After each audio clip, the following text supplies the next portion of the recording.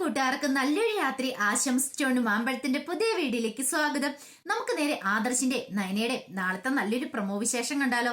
അങ്ങനെ ഇന്നത്തെ വിശേഷത്തിൽ നമ്മൾ കണ്ടു, നന്ദുവും ഗോവിന്ദനും കൂടെ അനന്തപുരി തറവാട്ടിലേക്ക് വരുവാണ്. ഈ സമയത്ത് ജാനകിക്ക് അത് ഒട്ടും ഇഷ്ടപ്പെട്ടില്ല.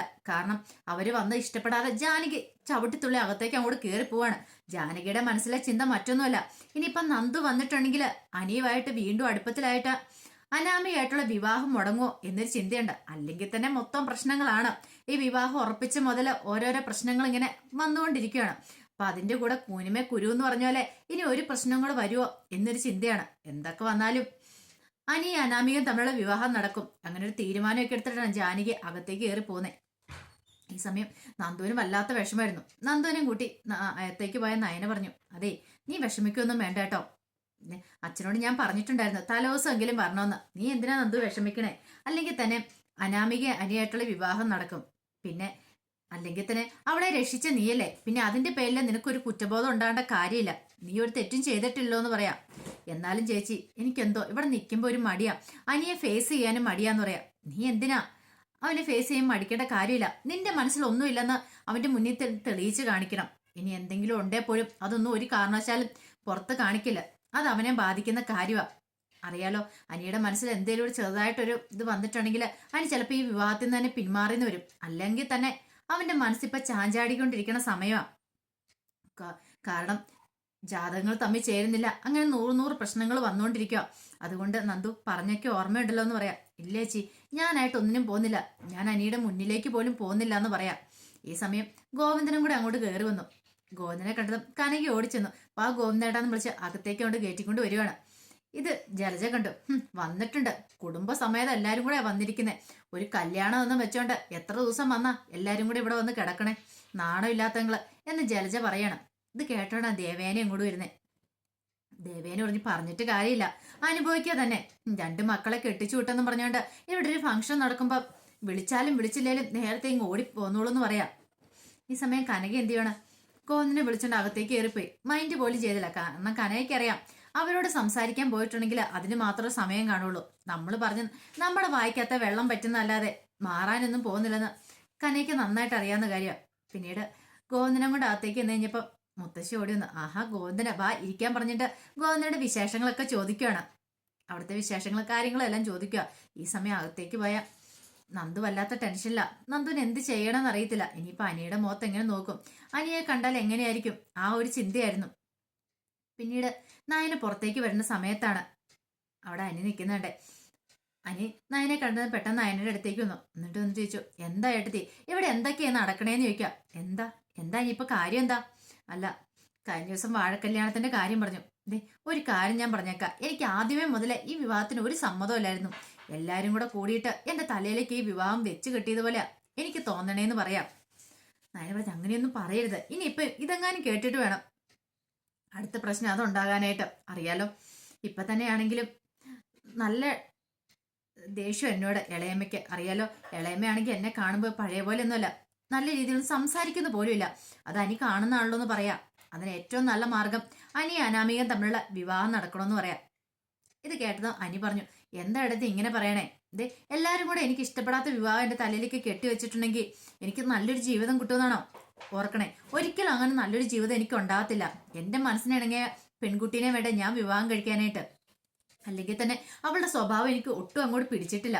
ഇപ്പൊ തന്നെ കണ്ടില്ലേ, ശരിക്കും പറഞ്ഞ നന്ദു അല്ലേ അവളെ പോയി രക്ഷിച്ചേ. എന്നിട്ടോ പറഞ്ഞുകൊണ്ട് നടക്കുന്ന എന്താ, എന്തോ നന്ദു ഏതാണ്ട് തട്ടിക്കൊണ്ടുപോലെ നടത്തിയെന്നൊക്കെയല്ലേ പറയണേ. അതൊക്കെ ശരിയായിട്ട് ഒരാൾക്ക് ചേരുന്നതാണോ? അങ്ങനെയൊക്കെ കള്ളത്തരം പറയേണ്ട കാര്യമുണ്ടോ? അതാ ഞാൻ പറഞ്ഞേ, എനിക്ക് അവളെ അങ്ങോട്ട് ഉൾക്കൊള്ളാൻ കഴിയുന്നില്ല എന്ന്. നയന പറഞ്ഞു, ഇനി അങ്ങനെ പറയരുത്. കല്യാണത്തിന്റെ ഒരു ദിവസം മാത്രമേ ബാക്കിയുള്ളൂ. ഇനി അങ്ങനെയൊന്നും പറഞ്ഞിട്ടും കാര്യമില്ല. മുത്തശ്ശന്റെ കാര്യം തന്നെ ഒന്ന് ഓർത്തു നോക്കിയേ. മുത്തശ്ശൻ അതൊക്കെ അറിഞ്ഞു കഴിയുമ്പോൾ എന്തുമാത്രം വിഷമമായിരിക്കുന്നു. അതെ, മുത്തശ്ശൻ അങ്ങനെ പറഞ്ഞുകൊണ്ട് മാത്രം, മുത്തശ്ശൻ വാക്ക് പറഞ്ഞുകൊണ്ട് മാത്രം, ഒരു പക്ഷേ മുത്തശ്ശൻ എന്തെങ്കിലും സംഭവിച്ചാലെന്ന് കരുതി മാത്രം ഞാൻ ഈ ബന്ധമായിട്ട് മുന്നോട്ട് പോന്നെ. പക്ഷെ എന്റെ മനസ്സിൽ ഇടം നേടാനായിട്ട് ഇപ്പോഴും അവൾക്ക് പറ്റിയിട്ടില്ലെന്ന് പറയാം. അല്ലെ തന്നെ ഒന്ന് ഓർത്തു നോക്കിയേ, 2 വിവാഹം, വാഴക്കല്യാണം, എന്തൊക്കെയാ കേൾക്കണേ. ഞങ്ങളുടെ ജാതകങ്ങൾ തമ്മിൽ ചേരത്തില്ലെങ്കിൽ പിന്നെ എന്തിനാ ഇടത്തി ഞങ്ങളെ രണ്ടുപേരെയും കൂട്ടി യോജിപ്പിക്കുന്നത്? അതിന്റെ കാര്യമുണ്ടോ എന്ന് ചോദിക്കുക. നയന പറഞ്ഞു, അനി നീ ഇങ്ങനെ പറയരുത്. ഇപ്പൊ നിന്റെ അനാമികയുടെ കല്യാണം നടക്കണ്ടേ, എന്റെ നന്ദുവിന്റെ ആവശ്യം കൂടെ. ഒരു കാരണവശാൽ ഈ വിവാഹം മുടങ്ങിയിട്ടുണ്ടെങ്കിൽ ഉറപ്പായിട്ടും ഇളയമ്മ പറയുന്നത് എന്താ, ഞങ്ങൾ വിവാഹം മുടക്കിയെന്നാ പറയുള്ളൂ, ഞാനും നന്ദു എല്ലാരും കൂടെ ചേർന്ന്. അതുകൊണ്ട് ഞങ്ങൾക്ക് പിന്നെ ഇവിടെ നിൽക്കാൻ പറ്റില്ല. എന്റെ നമ്പിയേച്ചിട്ടും കാര്യമൊന്നും ഓർത്ത് നോക്കിയേ. പിന്നെ എന്തൊക്കെ സംഭവിക്കാൻ പോകുന്ന അറിയാവോ? 3 പെൺകുട്ടികളെ ഇങ്ങോട്ട് കയറ്റിവിടാനായിട്ട് എന്റെ അച്ഛനമ്മ എന്തൊക്കെയോ ഡ്രാമ കളിച്ചു, അല്ലെങ്കിൽ എന്തേലുമൊക്കെ ചെയ്തിട്ട് അനിയെ വശത്താക്കിയെന്ന് പറയുള്ളൂ. വെറുതെ എന്തിനാ ഒരു പ്രശ്നം ഉണ്ടാകുന്നേ? എന്റെ അച്ഛന്റെ കാര്യം അറിയാലോ, 2 അറ്റാക്ക് കഴിഞ്ഞിരിക്കുന്ന ആളാ. ഇനിയിപ്പോ ഒന്നുകൂടെ താങ്ങാനുള്ള ശേഷി അദ്ദേഹത്തിനില്ല.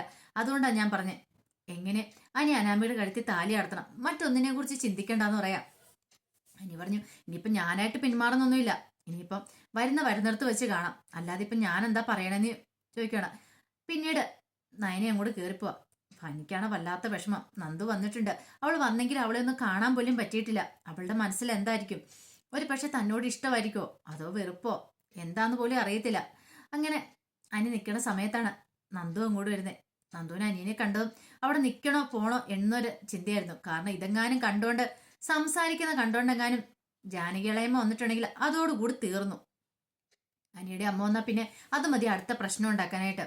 അങ്ങനെ നന്ദുവിനെ കണ്ടതും പെട്ടെന്ന് അനിയിച്ചു, എന്താ നന്ദു, നീ എന്താ എന്റെ മുഖത്ത് പോലും നോക്കാതെ പോകാൻ തുടങ്ങുന്നതെന്ന് ചോദിക്കുക. ഒന്നുമില്ല. എന്താ നന്ദു നിന്റെ മുഖം വല്ലായിരിക്കണേ? ഇവിടെ ആരെങ്കിലും എന്തേലും നിന്നെ പറഞ്ഞു നിൽക്കേ? എന്നെ ആരും ഒന്നും പറഞ്ഞില്ല. എനിക്കറിയാം നിന്നെ ആരോ എന്തൊക്കെയോ പറഞ്ഞിട്ടുണ്ട്. അല്ലെങ്കിൽ ഒരു കാരണവശാലും നിന്റെ മുഖം ഇങ്ങനെ വല്ലാതിരിക്കില്ല. നന്ദു, ഇനിയും സമയമുണ്ട്. നിന്റെ മനസ്സിൽ എന്താന്ന് തുറന്നു പറ. അനാമികയായിട്ടുള്ള വിവാഹം കഴിഞ്ഞിട്ടില്ല, ഇനിയും സമയമുണ്ട്, ഞാൻ പറഞ്ഞല്ലോ. ഇത് കേട്ടതും നന്ദു പറഞ്ഞതേ, അനിയുടെ മനസ്സിൽ ഇങ്ങനെയുള്ള ചിന്തകളൊന്നും പാടില്ല, അറിയാലോ. നാളെ അനാമിക വധുവായിട്ട് ഈ വീട്ടിലേക്ക് കയറി വരണ്ട. ഈ വീട്ടിലുള്ള എല്ലാവരും അനാമികനെ അംഗീകരിച്ചു കഴിഞ്ഞു. ഇനി അനാമിക അല്ലാതെ വേറൊരു പെണ്ണ് അനിയുടെ ജീവിതത്തിൽ ഉണ്ടാവില്ലെന്ന് പറയാം. അനി പറഞ്ഞു, ആര് പറഞ്ഞു ഉണ്ടാവില്ലെന്ന്? ജോൾസൺ തന്നെ പറഞ്ഞു എനിക്ക് 2 കല്യാണം ഉണ്ടാവും, 2ാമത്തെ വിവാഹം വാഴുവളെന്ന്. വെറുതെ ഇതൊക്കെ ഒരു വേഷം കെട്ടൽ മാത്രമല്ലെന്ന് ചോദിക്കുക. എന്താ അനി ഇങ്ങനെ പറയണേ? ഞാൻ പറഞ്ഞല്ലോ, ഇനിയിപ്പോൾ ഈ വിവാഹം നടന്നില്ലേ പോലും എനിക്ക് അനിയുമായിട്ട് ഒന്നാവാനായിട്ട് സാധിക്കില്ല, അറിയാലോ. എനിക്ക് അനിയോട് അങ്ങനെ ഒരു ബന്ധമേ ഇല്ല, എനിക്ക് ജസ്റ്റ് ഫ്രണ്ട്ഷിപ്പ് മാത്രമേ ഉള്ളെന്ന് പറയാം. ഇത് കേട്ട അനി പറഞ്ഞു, നന്ദുവിന് എൻ്റെ മുഖത്ത് നോക്കി അത് പറയാൻ പറ്റുമോ? ഒരു ഫ്രണ്ട്ഷിപ്പ് മാത്രമുള്ളെന്ന് പറയാൻ പറ്റുമോ എന്ന് ചോദിക്കാം. നന്ദു ആകെപ്പാട് പെട്ടു. എന്താ പറയണേ?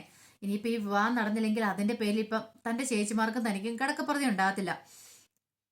നന്ദു പറഞ്ഞു, അതെ വേറൊന്നും അനി ചിന്തിക്കണ്ട കേട്ടോ, കാര്യങ്ങളെല്ലാം മംഗളകരമായിട്ട് നടക്കട്ടെ. അതെ ഫ്രണ്ട്സൊക്കെ നാളെ ഇങ്ങോട്ട് വരും, ഞങ്ങൾ എല്ലാവരും കൂടി ഇവിടെ അടിച്ചു പൊളിക്കുമെന്ന് പറയാം. പെട്ടെന്ന് അനി പറഞ്ഞു, നന്ദുവിന്റെ മുഖത്ത് അതിൻ്റെതായ സന്തോഷമൊന്നും കാണുന്നില്ലല്ലോ, അടിച്ചു പൊളിക്കാൻ വന്ന് പറഞ്ഞിട്ട് മുഖത്തൊരു സങ്കട ഭാവമാണെന്ന് ചോദിക്കുക. അങ്ങനെയൊന്നുമില്ല, ഞാൻ പറഞ്ഞല്ലോ കല്യാണം കഴിഞ്ഞ് നമ്മുടെ റിലേഷൻ തുടരും. ഇത് കേട്ടോണ്ടാണ് ജാനകി അങ്ങോട്ട് വരുന്നേ. ജാനകി പെട്ടെന്ന് ഒന്ന് നന്ദുവിനെ നീ എന്താടി പറഞ്ഞെന്ന് ചോദിക്കും. അല്ല ഇളയമ്മ, ഞാനൊന്നും ഇത് കൂടുതലൊന്നും പറയണ്ട, നിന്നോട് ഞാൻ പറഞ്ഞല്ലേ ഇപ്പൊ വരണ്ടാന്ന്, കല്യാണത്തിന് അന്ന് വന്നാ മതിന്ന്, നീ എന്തിനാ നേരത്തെ ഇങ്ങോട്ട് വന്നേന്ന് ചോദിക്കാം. ജാനകി ഇത് പറഞ്ഞു കഴിഞ്ഞപ്പോ നന്ദുവിന് ഭയങ്കര സങ്കടം. അനി ചോദിച്ച, അമ്മ എന്താ പറയണേ, അമ്മയ്ക്ക് വല്ല ബോധം ഉണ്ടോ എന്ന് ചോദിക്കാം. നീ ഒരക്ഷരം മിണ്ടരുത്, ഞാൻ ഇവളോടാ സംസാരിക്കണേന്ന് പറയാം. ദേ ഒരു കാര്യം ഞാൻ പറഞ്ഞേക്കാം, അനിയുടെ അനാമിക മോളും തമ്മിലുള്ള വിവാഹം നടന്നില്ലെങ്കിൽ ഉണ്ടല്ലോ, നിന്നെയൊക്കെ ഞാൻ കാണിച്ചു തരുന്നുണ്ട്. ചേച്ചിയുടെ അനിയത്തിമാരുടെ നാടകങ്ങളൊക്കെ ഉണ്ടല്ലോ, അതങ്ങോട്ട് വെച്ചാ മതി. എനിക്കറിയാം എല്ലാത്തിനും കാരണക്കാരൻ നീയാന്ന്. ശരിക്കും പറഞ്ഞ അനാമികനെ തട്ടിക്കൊണ്ടു പോകാൻ ശ്രമിച്ച നീയാണ്. നീ നിന്റെ ഫ്രണ്ട്സോടെ ചേർന്ന എന്നിട്ട് അതിവിദഗ്ധമായിട്ട് പോയി രക്ഷിച്ചുകൊണ്ട് വന്നിരിക്കുന്നു. എന്നിട്ട് പറഞ്ഞുകൊണ്ട് നടക്കുന്നു ഞാനാണ് അനാമിയെ രക്ഷിച്ചെന്ന്. ഇതൊക്കെ ആർക്കും മനസ്സിലാവില്ലെന്ന് നീ കരുതിയോ? അതൊക്കെ നിന്റെ തോന്നല് മാത്ര. ഒരു കാര്യം ചെയ്യാം, കല്യാണത്തിനൊന്ന് വന്നാൽ മതി, നീ ഇപ്പൊ പൊക്കോളാൻ പറയാ. അനിയാണെങ്കിൽ പെട്ടെന്ന് നന്ദുവിന് മുഖത്തേക്ക് നോക്കി. നന്ദുവിനാണ് മുഖത്തൊരു അടിയേറ്റ പോലെ അവസ്ഥയാ. എന്തേലും പറയാൻ പറ്റുമോ ജാനി ഇങ്ങനെ പറഞ്ഞു കഴിയുമ്പോ? പെട്ടെന്ന് നന്ദു പോകാൻ തിരിഞ്ഞപ്പോഴത്തേനും അനി പറഞ്ഞു, നന്ദു ഇവിടെ നിൽക്കാൻ പറയണം. എന്താ അമ്മ പറയുന്നത് കേട്ട് നീ പോകാനായിട്ടിരിക്കണോ? നിനക്ക് വേറൊരു പണിയില്ലേന്ന് ചോദിക്കുക. ഈ സമയത്താണ് നവ്യ അങ്ങോട്ട് വരുന്നത്. നവ്യ കേട്ട് ഈ പറയുന്നൊക്കെ നവ്യക്ക് ആദ്യം കാര്യമൊന്നും മനസ്സിലായില്ല. എന്തിനാണ് ജാനകിളയമ്മ ദേഷ്യപ്പെടുന്നതെന്ന് നന്ദുവിനോട്. പിന്നീട് ജാനകി പറഞ്ഞു, ഒരു കാര്യം ഞാൻ പറഞ്ഞേക്കാം, എന്തെങ്കിലും കാരണത്താല് അനിയുടെ വിവാഹം മുടങ്ങിയുണ്ടല്ലോ, അപ്പൊ ഞാൻ കാണിച്ചു തരാം എല്ലാത്തിനും. ഞാൻ ഒറ്റ ഓണത്തിന് പിന്നെ നിന്റെ ചേച്ചിമാരെ പോലെ ഞാൻ ഇവിടെ നിർത്തില്ല. ഈ ജാനകി ആരാ നിനക്കൊന്നും അറിയത്തില്ലാഞ്ഞിട്ടാ. ഈ ജാനകിയുടെ സ്വഭാവം അറിയത്തില്ല. അനാമിക ആയിരിക്കണം ഈ വീട്ടിലേക്ക് മരുമോളായിട്ട് കയറി വരുന്നേ. അനാമികയെ ഞങ്ങൾ എല്ലാവരും അംഗീകരിച്ചു കഴിഞ്ഞു. ആ സ്ഥാനത്ത് വേറെ ഒരുത്തിയും വരാമെന്ന് ചിന്തിക്കണ്ട. അങ്ങനെ എന്തേലും സ്വപ്നങ്ങളോ മോഹങ്ങളോ ഉണ്ടെങ്കിൽ അതെല്ലാം അങ്ങോട്ട് കളഞ്ഞേക്കാൻ പറയാ. ഇതും പറഞ്ഞിട്ട് ജാനകി അങ്ങോട്ട് തിരിഞ്ഞു നടക്കുകയാണ്. പെട്ടെന്ന് നവ്യ അങ്ങോട്ട് വന്നു. നവ്യ എന്നിട്ട് എന്താ നന്ദു എന്താ പറ്റിയെന്ന് ചോദിക്കണം. നന്ദുവിന്റെ 2 കണ്ണുകളും നിറഞ്ഞൊഴുകി. നിനക്ക് എന്താ പറ്റി മോളെ? നിനക്ക് എന്തോ പറ്റിയിട്ടുണ്ടല്ലോ? എന്തിനാ ജാനകിളമ്മ ഇങ്ങനെ കിടന്ന് ദേഷ്യപ്പെട്ടു പോയെന്ന് ചോദിക്കുകയാണ്. എനിക്ക് പിന്നെ എന്ത് പറയാനും നടത്തില്ല. അനിയും പെട്ടെന്ന് അങ്ങോട്ട് കയറി പോവാ. ഈ സമയത്ത് നയനയും കൂടെ ഇരുന്നേ, നയനയും കനയും കൂടെ അങ്ങോട്ട് വന്നു. നന്ദുവിന്റെ കണ്ണം നിറഞ്ഞു ഒഴുകുന്നുണ്ടപ്പം കനക പെട്ടെന്ന് വന്നിട്ട് ചോദിച്ചു, എന്താ നന്ദുട്ടാ, എന്ത് പറ്റിയെന്ന് ചോദിക്കാം. നവി പെട്ടെന്ന് പറഞ്ഞു, അതെ ജാനകിളമ്മ എന്തൊക്കെയോ ചീത്ത പറയുന്ന കേട്ടു നന്ദുവിനെ, ഇവിടുന്ന് പൊക്കോളാനൊക്കെ പറന്ന് പറയാ. നയന പറഞ്ഞു, നന്ദു നീ വിഷമിക്കേണ്ട കേട്ടോ എന്ന് പറയണം. ഇത് കേട്ടതും കനക പറഞ്ഞു, എന്തേ അവരുടെ സ്വഭാവം അറിയാലോ, ഇതുകൊണ്ടാണ് ഞാൻ പറഞ്ഞേ നാളെ വന്നാ മതിയെന്ന്. ഈ സമയം നയന പറഞ്ഞു, നന്ദു ആകെന്ന് പറഞ്ഞ നാളെ വരുന്നുള്ളെന്ന്, പക്ഷെ അച്ഛൻ നിർബന്ധിച്ചുകൊണ്ടല്ലേ നന്ദു ഇങ്ങോട്ട് വന്നേ. കനക പറഞ്ഞു, ഇപ്പോഴും ഇങ്ങനെയാണെങ്കിൽ കുറച്ചുകൂടെ കഴിയുമ്പോൾ എന്തായിരിക്കും അവസ്ഥ. നന്ദു പറഞ്ഞു, ഞാൻ ഇവിടെ നിൽക്കുന്നില്ല, ഞാൻ പോവാന്ന് പറയാണ്. ഇത് കേട്ടപ്പോൾ നവി പറഞ്ഞു, നിന്റെ വിഷമത്തിന് ഇതാണ് കാരണം നന്ദു, നീയോ അനിയുമായിട്ട് എന്തെങ്കിലും ബന്ധമുണ്ടോ എന്ന് ചോദിക്കുക. ഇത് കേട്ട നന്ദു ഒന്നും മിണ്ടിയില്ല. പെട്ടെന്ന് നവി ചോദിച്ചു, സത്യം പറ, എന്തോ കാര്യമുണ്ടല്ലോ നിങ്ങൾ തമ്മിൽ, എന്നെ ഒന്ന് ഒളിച്ചു വെക്കാൻ ശ്രമിക്കണ്ട. കുറച്ച് കാലമായിട്ട് ഞാൻ ശ്രദ്ധിക്കുന്ന കാര്യങ്ങളാ, പക്ഷെ ആരും എന്നോട് ഒന്നും തുറന്നു പറഞ്ഞിരുന്നില്ല. കാര്യം എന്താന്ന് പറ എന്ന് പറയണം. ഇത് കേട്ടതും നന്ദു നയനേനെ ഒന്ന് നോക്കുവാണ്. പെട്ടെന്ന് നയനയോട് സത്യം പറ, നീ എങ്കിലും സത്യം പറ, നീ കള്ളം പറയാത്തോളല്ലേ, അപ്പൊ നിനക്ക് പറഞ്ഞാൽ എന്താ കുഴപ്പം, എന്താ അനിയുമായിട്ട് എന്തേലും പ്രശ്നമുണ്ടോ, എന്തേലും ഉണ്ടോന്ന് ചോദിക്കാം. പിന്നീട് നയന കാര്യങ്ങളൊക്കെ പറയാണ്. എല്ലാം കേട്ടിച്ചപ്പോ നവ്യ പറഞ്ഞു, നിനക്ക് ഒരു വാക്ക് പറയാൻ മേലായിരുന്നോ നന്ദു, നീ എന്തിനാ ഇതൊക്കെ മറച്ചു വെച്ചതെന്ന് ചോദിക്കുക. ഇത് കേട്ട് നയന പറഞ്ഞു, ഇനിയിപ്പൊ അതൊന്നും പറയണ്ട, ഇനി അത് പറഞ്ഞിട്ട് കാര്യമില്ല, അല്ലെങ്കിൽ തന്നെ മൊത്തം പ്രശ്നങ്ങളായിട്ട് ഇരിക്കുക. ഇനിയിപ്പൊ അനിയുടെ വിവാഹം അങ്ങോട്ട് മുടങ്ങി അതോട് കൂടി തീർന്നു പറയാം. കനക പറഞ്ഞു, അല്ലെങ്കിൽ തന്നെ അവന്റെ ജീവിതത്തിൽ 2 വിവാഹം ഉണ്ടെന്നാ പറയണേ. ദൈവമേ, ഇനിയിപ്പോ ഈ വിവാഹബന്ധം ഇങ്ങനെയാണെങ്കിൽ എങ്ങനെ മുന്നോട്ട് പോകുന്ന പോലും അറിയത്തില്ല. അതിൻ്റെ ഇടയ്ക്ക് രണ്ടാമതൊരു വിവാഹം ചിന്തിക്കാൻ പോലും പറ്റുന്നില്ല, എന്തായി തീരുമെന്ന് പോലും അറിയത്തില്ല. എനിക്ക് ഓർത്തിട്ട് ഒരു സമാധാനം ഇല്ലെന്നും പറഞ്ഞ് കനക അങ്ങോട്ട് പോവാം. നന്ദുവിനാണെങ്കിൽ എന്ത് ചെയ്യണമെന്ന് അറിയത്തില്ല. വല്ലാത്തൊരവസ്ഥയെപ്പെട്ട് നന്ദു നിൽക്കുക. അപ്പൊ അതിന്റെ വിശേഷങ്ങളൊക്കെ നാളെ നമ്മൾ കാണുന്നത്. ആ വിശേഷങ്ങളൊക്കെ നമുക്ക് എല്ലാവർക്കും കാത്തിരിക്കാം കേട്ടോ. ആദ്യമായി കാണുന്നവരാണെങ്കിൽ ചാനൽ ഇഷ്ടപ്പെട്ട ഒന്ന് സബ്സ്ക്രൈബ് ചെയ്യാൻ മറക്കരുതേ. അതോടൊപ്പം തന്നെ കണ്ടുകൊണ്ടിരിക്കുന്ന എല്ലാവരുടെ സപ്പോർട്ടിലേക്കും തുടർന്നും പ്രതീക്ഷയുണ്ട്. ഒരിക്കൽ കൂടി എല്ലാവർക്കും നല്ലൊരു രാത്രി ആശംസിച്ചുകൊണ്ട് നിർത്തുന്നു. നന്ദി.